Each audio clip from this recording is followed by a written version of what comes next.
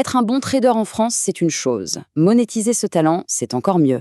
Mais le faire sans se retrouver dans l'illégalité, ça, c'est une autre histoire. La frontière est parfois très, très fine. Alors aujourd'hui, on décortique ce sujet. On va voir comment naviguer dans ce labyrinthe réglementaire pour que les compétences rapportent, mais en toute sérénité. Bon, alors, voilà le programme. D'abord, on va identifier le piège réglementaire à éviter. Ensuite, on clarifiera une distinction juridique super importante. Puis, on verra la solution qui change la donne. Et à la fin, promis, un plan d'action clair et net pour avancer. Allez, on y va. C'est qu'assez paradoxal, non? Plus on a de succès en trading, et plus on s'approche, souvent sans le savoir, d'un véritable champ de mine juridique. C'est un peu le revers de la médaille de la performance. Alors pour commencer, mettons un grand coup de projecteur sur ce danger pour bien voir où on met les pieds. En fait, tout, absolument tout, tourne autour de cette seule question.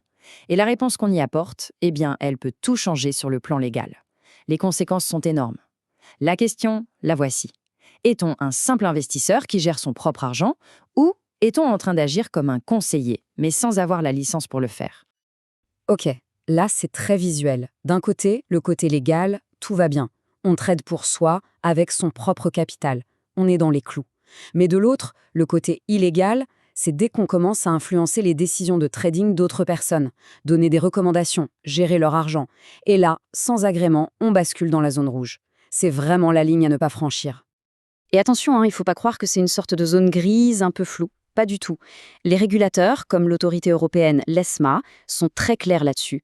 Le copy trading, ça peut être considéré comme du conseil en investissement. Et ils ont ça dans leur viseur. C'est ce qui nous amène à une distinction juridique qui est franchement absolument cruciale. Bon, alors la grande question, c'est comment on fait pour rester du bon côté de la barrière? Eh bien, toute la clé, elle est là. Elle est dans la différence fondamentale entre deux rôles, deux statuts bien distincts, celui de conseiller et celui de fournisseur de signaux. D'abord, le conseiller en investissement. Qu'est-ce que c'est? C'est un professionnel, un vrai, qui a une licence.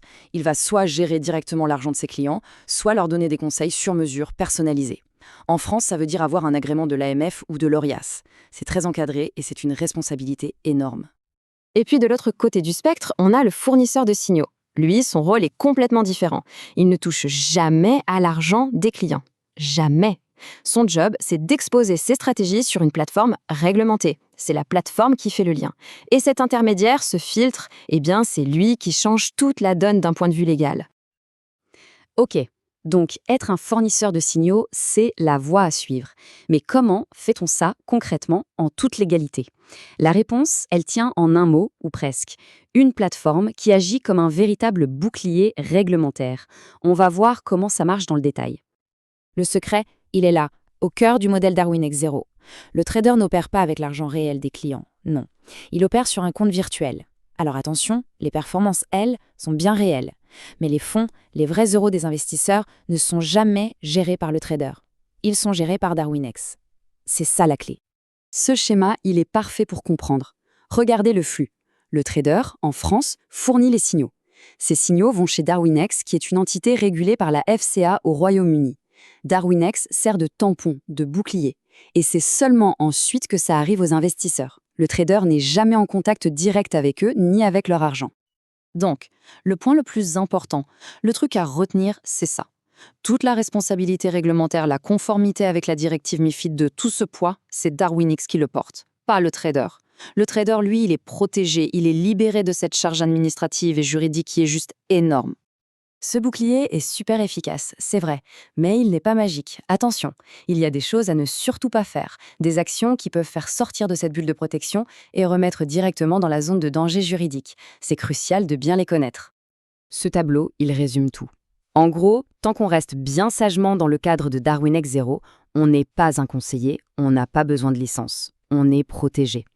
Mais, dès qu'on sort de ce cadre, par exemple en vendant des signaux sur un Discord ou en gérant un compte PAM pour quelqu'un, eh bien là, on bascule. On devient un conseiller ou un gérant et il faut la licence qui va avec. La règle d'or, c'est de rester dans l'écosystème. Ça, c'est l'erreur classique. Vendre ses signaux sur un canal privé, que ce soit Discord, Telegram, peu importe. On se dit que c'est juste entre nous, que ce n'est pas bien grave. Mais légalement, c'est une catastrophe. C'est considéré comme du conseil en investissement non agréé, et donc c'est tout simplement illégal. Et ça marche aussi pour la famille ou les amis proches. On se dit, je vais gérer le compte de mon cousin. Non. Même via un compte PAM ou MAM, dès qu'on gère l'argent d'un tiers, on devient, aux yeux de la loi, un gestionnaire de fonds. Et là, il faut un agrément de gestion d'actifs, ce qui est quasi impossible à obtenir pour un particulier. La ligne est parfois très fine entre l'éducation et le conseil. Partager une analyse de marché générale, ça, c'est de l'éducation. C'est OK. Mais donner un conseil personnalisé, du genre toi, avec ton profil, tu devrais acheter ça maintenant, surtout si c'est payant. Là, on n'est plus dans l'éducation. On est dans le conseil et on franchit la ligne rouge. Bon, on a bien compris les règles du jeu, ce qu'il faut faire et ne pas faire. Maintenant, il faut passer à l'étape suivante, la professionnalisation. Et pour ça, il faut la bonne structure juridique, le bon véhicule. En France, pour cette activité précise, la structure qui coche toutes les cases, c'est la SASU. Les juristes sont formels. La SASU, une société par action simplifiée unipersonnelle, est parfaitement adaptée. On peut y recevoir les commissions de Darwinex, c'est légal, mais, et c'est un mais énorme, ça ne fonctionne que si l'activité de la SASU se limite à ce qui se passe sur Darwinex. Si on commence à vendre des signaux ou à gérer de l'argent en dehors, la SASU ne suffit plus et on retombe dans l'illégalité. Et les avantages de ce mariage entre la SASU et Darwinex sont vraiment intéressants. D'abord, et c'est le plus important, pas besoin d'agrément AMF. Ensuite, la fiscalité est optimisée avec un impôt sur les sociétés à un taux réduit au début. Ça professionnalise l'activité, ça donne de la crédibilité. Bref, c'est un vrai package gagnant, un bouclier à la fois juridique et fiscal. Ok, on a vu le problème, la solution, le cadre légal, le cadre fiscal. On a toutes les pièces du puzzle. Maintenant, il ne reste plus qu'à les assembler pour créer un plan d'action. Une feuille de route claire et simple pour passer de traders passionnés à professionnels reconnus et protégés. Et ça, c'est la cerise sur le gâteau. Imaginez, un jour, passer une certification, une VAE par exemple, pour faire reconnaître son expérience.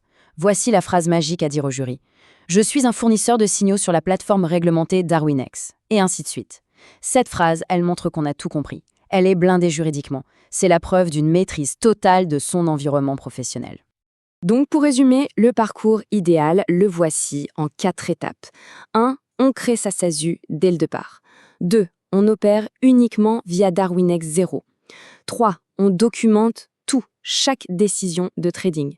Et 4. Après quelques années, on utilise ce bilan audité pour viser une certification. C'est un chemin qui transforme un hobby en une véritable carrière, solide et légale. Au final, le message est clair comme de l'eau de roche. Oui, il existe une voie légale et professionnelle pour les traders talentueux en France. Le chemin est balisé. La vraie question, ce n'est plus de savoir si c'est possible, mais plutôt de savoir si on est prêt à s'engager sur cette voie. Le plan d'action est là, sur la table. Alors, prêt à passer pro ? Merci d'avoir suivi ce décryptage.